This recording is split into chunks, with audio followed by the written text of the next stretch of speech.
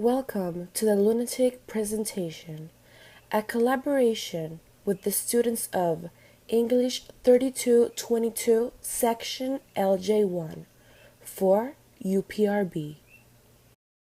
Born in Kingston in 1942 of Hungarian and Lebanese descent, Anthony Winkler studied at the Excelsior High School in Kingston, the Mount Alvernia High School, and the Cornwall College in St. James.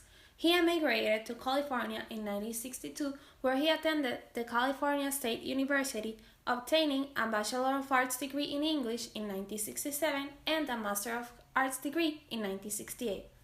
After he taught at the Pasadena City College, he returned to Jamaica where he married. After a year, he returned to the United States where he began his writing career, authoring and co-authoring college textbooks that are widely used in America. However, it was his work in fiction what helped Anthony Winkler earn his enduring admiration. To describe Mr. Winkler as a comic genius is to limit the scope and reach of his work and its impact on the Jamaican literature. He sought to examine, explain, and ridicule traditional societal norms. According to him, his writing is an act of resistance against the dead weight of an imposed culture. His first novel, The Painted Canoe, was published in 1985 after several years to write and 10 years to get it published. The book, accepted by Kingston publishers, proved to be a success, garnering much critical acclaim. However, it was his next book, The Lunatic, published in 1987, that earned him fame and sealed his legacy. The Lunatic is a comic novel and a social satire at its finest, where the protagonist, Aloysius, examines the behavior of words informed by the traditions of class and race. It is, underneath the hilarity, a sharp criticism of Jamaican society and, by Winkler's own admission, an attempt to understand that part of the poor Jamaican's character that I have never fully understood, their enduring, forgiving, compassionate part. The book became so popular that a film adaptation was made and released in Jamaica in 1990, followed by a premiere in the United States in 1992. The Lunatic was followed by The Great Judge Race, published in 1992, and Going Home to Teach, published in 1995. After co-authoring Bob Marley, An Intimate Portrait by His Mother, in 1996, The Duppy 1997 and The Cocodrile 1999 followed in quick succession.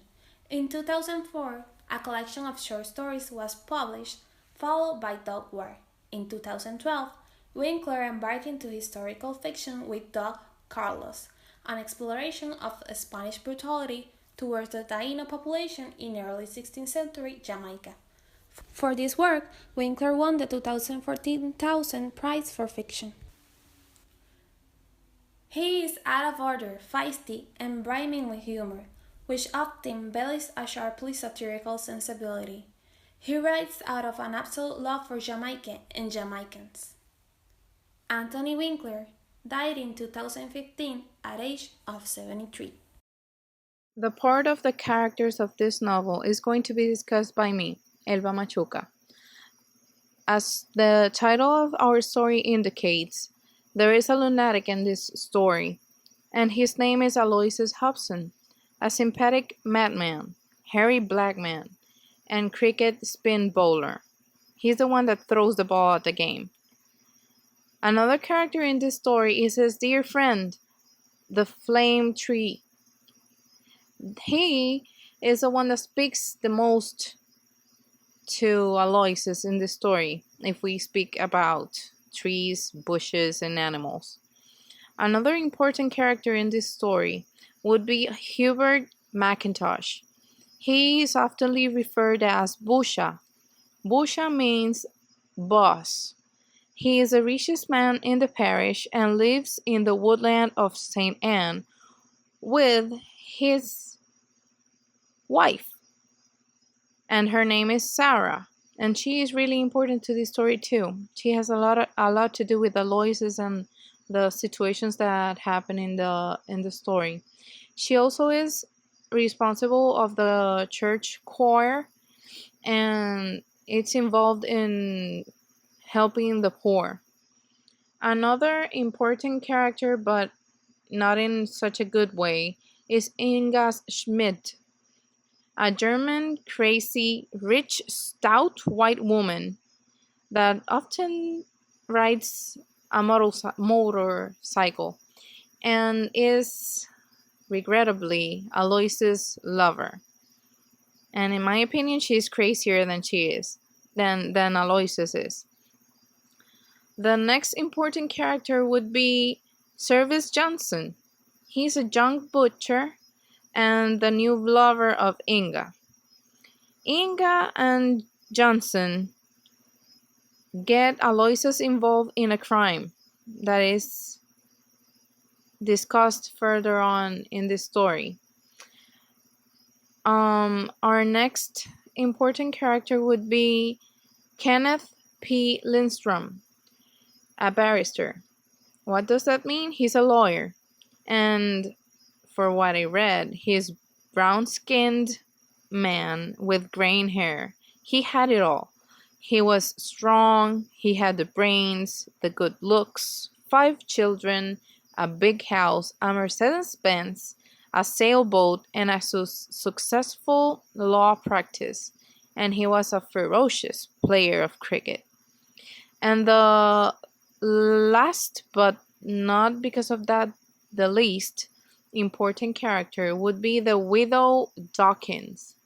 She had some problems with her bowels and sang horribly, but she is the one that saves Aloysius from the mental institution at the end of the story.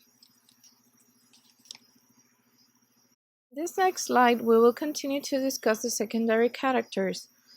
The first secondary character that we have is a constable man, who is a policeman, and with whom the townspeople threaten Aloysius they will call if he doesn't go away.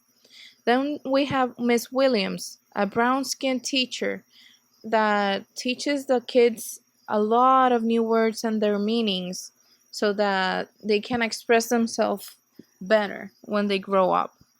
Then we have Mr. Rafferty, the school principal, to whom Miss Williams goes when she finds out that Aloysius is hearing her classes, and she tells him that she doesn't want to teach new words to lunatics. Then we have Mr. Chubbard, the shop owner. He speaks a lot with Mr. McIntosh since, well, as in the story tells, Mr. McIntosh gets aggravated when he sees a cow doing her necessities over her mother's-in-law grave. So he's enraged and goes to Mr. Chubbard's shop to ask him to take care of the situation. At the same time, Mr. Chubbard calls Richard, who is our next character, the graveyard keeper, and asks him to please get the cows and the sheep and goats away from the graves. Then we have Mr. Nettleton, an agricultural inspector and a socialist. Then we have Melba, a maid in the hotel where Inga was staying with Aloysius, and where she, referring to Inga, wants to tie up Aloysius in her bed, and she does. Then we have Mr. Jones, the manager in the hotel, who wants to be tied up by Inga. He's crazy, I tell you. Then we have Parson Mordecai, the bowler in the cricket game.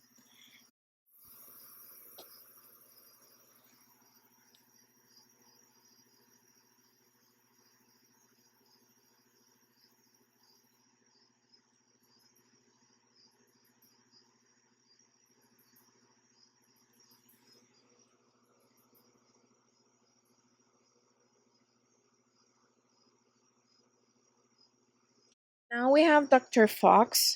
His nickname is a Dr. Head or Toe because the woman that went to take care of their health there only went with aches of either their heads or hurts on their toes because their husbands told them not to go if they hurt any other place in their bodies.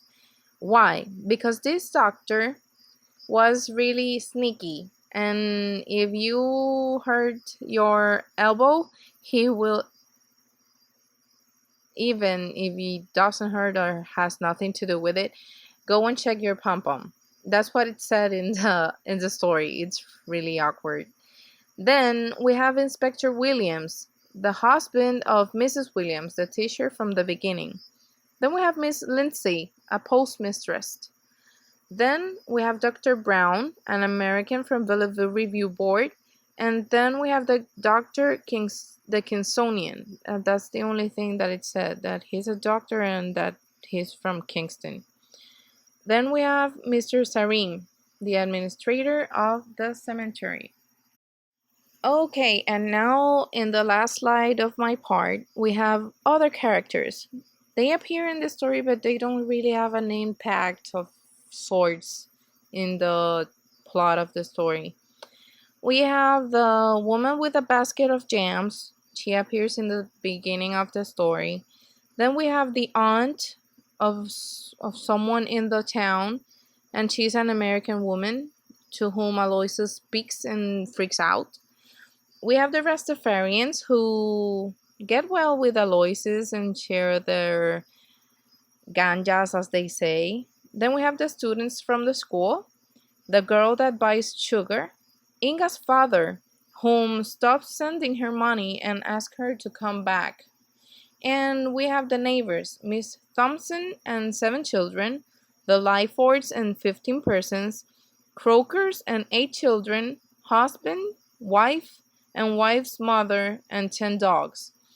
We also have the trees, the bushes, the rocks that speak to Aloysius. So, yeah, they do appear in the story, but they don't make such a great impact to the plot. And that's all. Those are the characters from our story. Themes. Themes presented in the novel are various, and this includes economical problems, rejection, love, and passion.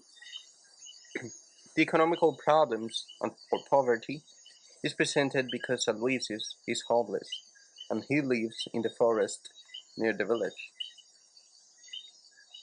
Also, in some chapters, he has nothing to eat. The rejection is presented because the community rejects Aloysius because he is a madman, according to them. In fact, a teacher named Miss Williams said that vocabulary is not for lunatics. Love is presented in the novel because Aloysius fell in love with Inga Smith, a German, and for his best friend, a tree. And passion is presented because Inga and Aloysius have a lot of sex through the story. I'm talking about the settings. Our main setting is Jamaica, 300 years after colonialism, and Jamaica is located in the Caribbean. Jamaica was an English colony from 1655 and a British colony from 1707 till 1962, when it became independent. Our second place is the village where Aloysius lived. We don't know exactly what this village is, but using Ocho Rios as a reference, we can infer that this village is located on the north coast of Jamaica. Aloysius' favorite place was the village school. In the book, we read about how overcrowded the groups were. An old-age school that is forced to combine as many as 3 sets of students in a single classroom. We're talking about 55 students per teacher. And bad facilities. But the government can't do anything about it because there was no money and teachers must try to do their best with as little as was available. So our next setting is the bush. Here is where the lunatic passed most of his time because he had no house or hut but wandered fearfully from place to place. Often he sleeps in the open. Here is where he saves his spot, and actually here is where he knows Inga while sleeping. Next, we have the graveyard.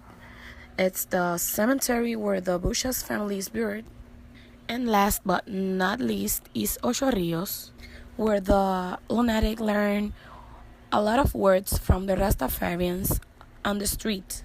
This is the reference we use to locate the story. Ocho Rios is a port town located in the north coast of Jamaica, a former fishing village. Aloysius is a madman who lives in a village where everyone is aware of his madness, but they tolerate it. He is usually forced to do the dirty work that nobody wants to do. Aloysius' only friends are the trees, bushes, and animals, especially the flameheart tree, who is his best friend and to what he speaks the most. This changes one day when he is encountered sleeping by German tourist Inga Smix, wandering around the countryside. Inga is addicted to sex, which Aloysius seems to satisfy.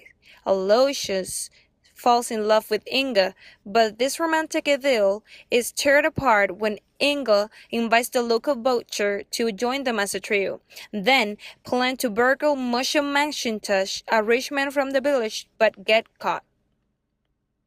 Inga disappears. The butcher is found guilty and Aloysius is set free, but with the condition of being in custody of someone responsible. The reader's opinion on The Lunatic. Elba, Selimar, and Karine all thought that this book was very funny and they would definitely recommend it. Elba thought that some of the words of the book were kind of difficult to understand, but nothing that a dictionary cannot fix. Reading the book was a really good experience. It was very funny to read. I recommend it to young adults and older people, but not for younger people, because of its high sexual content. It also made me think about those people who are rejected by society for being different. Highly recommended. Janitza and I both think that the book was really funny and that it was different from what we're used to reading, but a good different.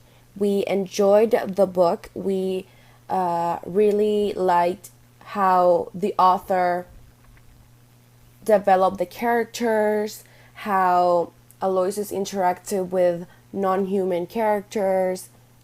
And overall, the book is a very enjoyable and easy to read book. And that is all for today. You can find the book on all the platforms: Apple Books, Audible, Kindle, Amazon, Barnes and Nobles, etc. The prices go from $10 to $15, and I'd really loved if you check it out. Thank you.